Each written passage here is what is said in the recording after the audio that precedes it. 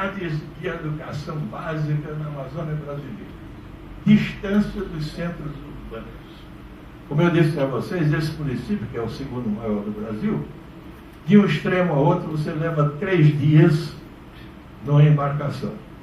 Você tem algumas, cada comunidade de 20, 30 habitantes, você tem uma pequena escola, mas muito mal instruída a escola. Certa vez eu estava colhendo a história de pacientes que tinham tido de 5 a 50 malária, e do lado da escola, centro comunitário, e o professor está perguntando ao Joãozinho: Joãozinho, qual é o nome da capital da Bélgica? Joãozinho, não sei se respondeu ou não, mas a paciente que tinha tido de 5 a 50 vezes malária, perguntou: como é que pega a malária? Eles tomando água.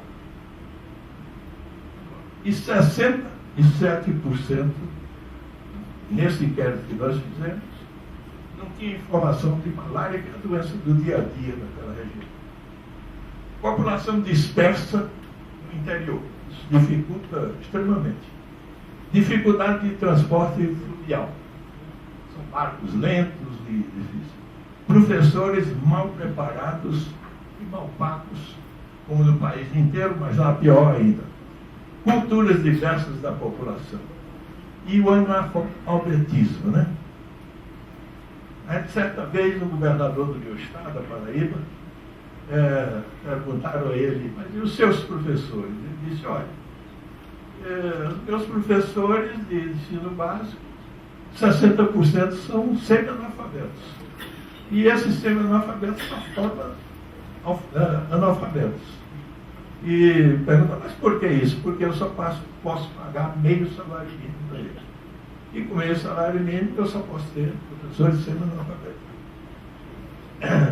Culturas diversas, população, eu já falei, falta de integração dos programas de saúde.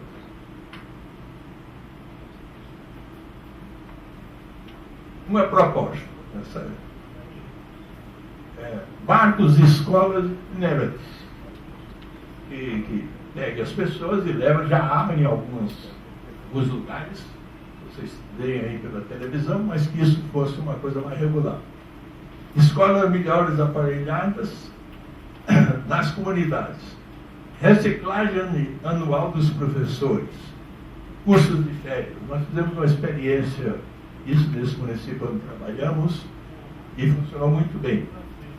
E a própria Universidade Estadual do Amazonas faz um curso, o curso talvez seja errado, porque é um curso de biologia, e possivelmente sujeito formado em biologia numa área remota, ele não vai fazer muita coisa. Tinha que ser uma coisa mais profissionalizante. Reciclagem anual dos professores, já falamos.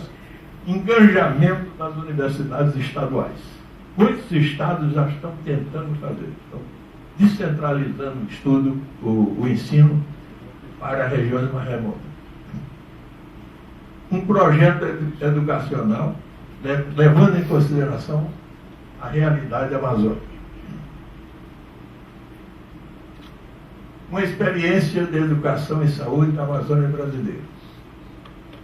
Treinamos técnicos e profissionais de saúde nos 9 estados amazônicos. Simplesmente pegamos o seguinte: o nosso laboratório, um grupo do nosso laboratório, simplesmente pegou o pessoal que já está na rotina de malária, que tem uma faixa frente, a V-Trypanosoma cruzi, nessa mesma lâmina, gasto zero, custo zero.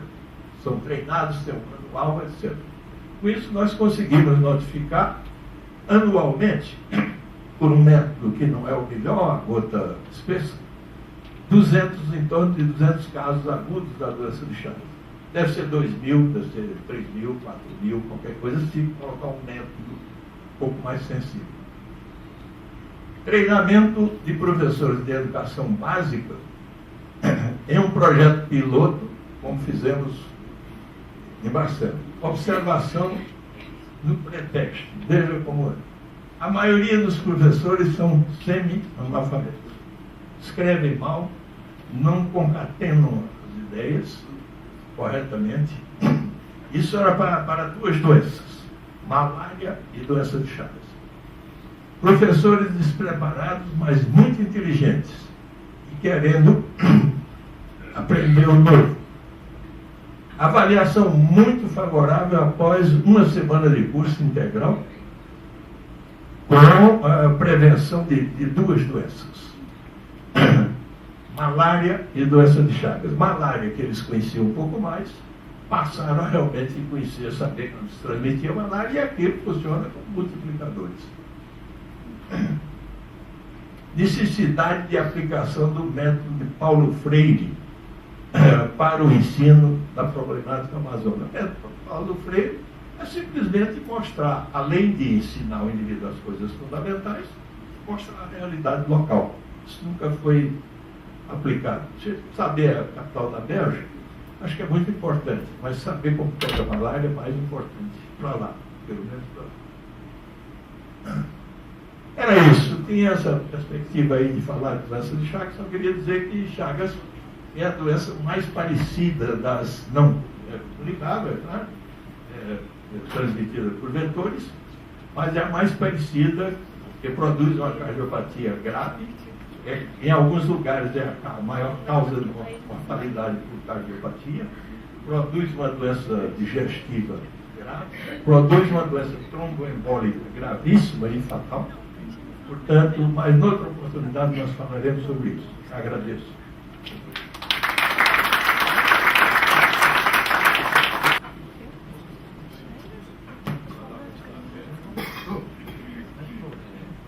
Fazer qualquer pergunta ao professor Cora, por favor, que eu faça. Por favor, se quiser, faça um pouquinho alto, porque eu estou com mais de 40 anos.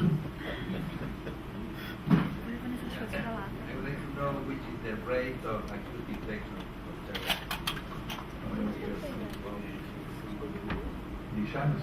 Chagas. Infecção aguda de Chagas. Chagas. May I speak in português?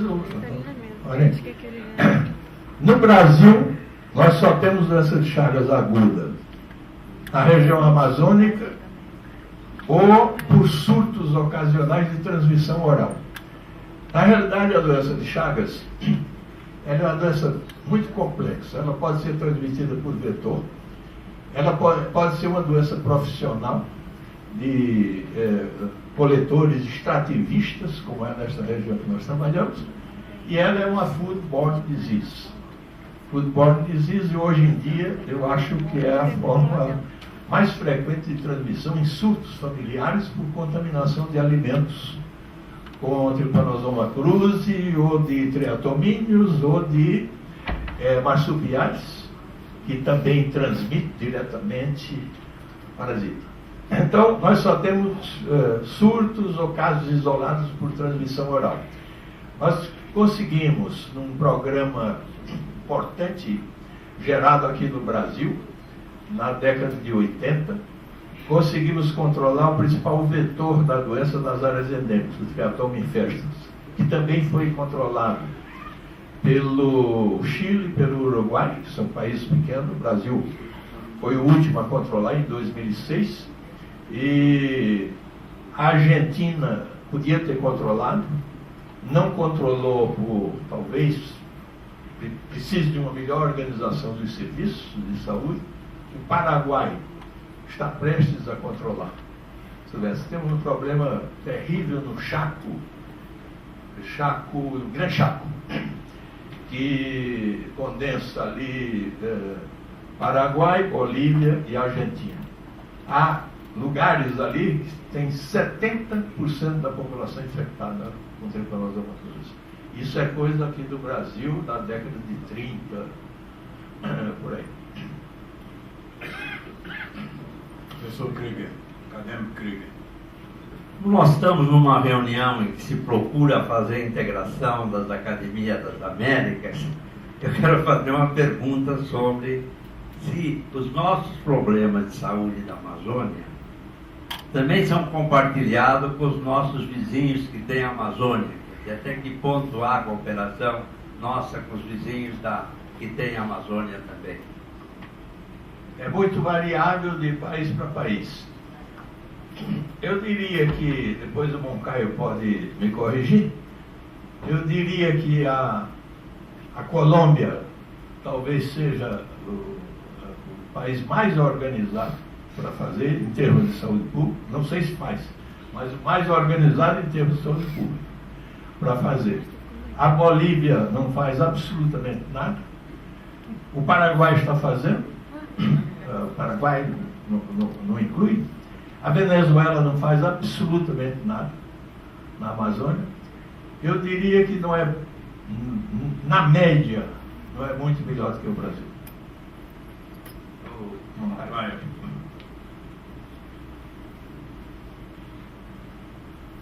Gracias, profesor Cura, por creer que Colombia es organizada. Colombia no es organizada. Pero lo que usted dice es verdad. Los países amazónicos, como Colombia, Venezuela, las Guayanas, tienen muy pocos casos, en verdad.